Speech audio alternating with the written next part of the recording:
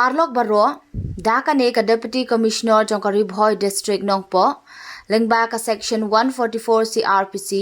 kala pynjari ya ka dong khlieh Sajer Nongpoh Ribhoy District kum ka Micro Containment Zone, nadu ka arpnyo tarik ubna basaw hajar arpuwe, hadu tarik ubna basan hajar arpuwe. Yaka ne lale hadien brala baiwe inong pang idon ne gajing pang COVID-19 bat ibala khlat no a hospital ha ka arpnyo tarik ubna basaw hajar arpuwe.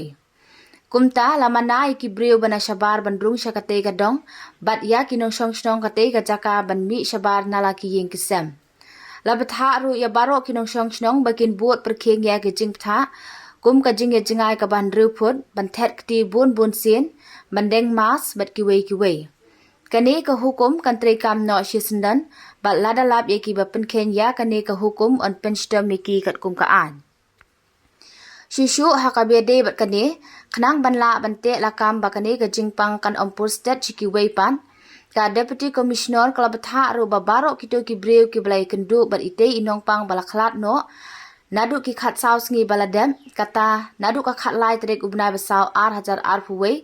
bakin sungubha ban isolate yelade bat ban shong quarantine halayeng spose ngi daka ba bot iki kendan bala ai bat lada ki sngo badan jingthot hakamet kum ka pangshit jerho nishtam bandring bat penhiar mensim sngo ban phone how control room number not lie hendriu lie pra r lie r not r pra lane iwe not nyo lane pra nyo khandai nyo san r not sao khandai kublei shibon.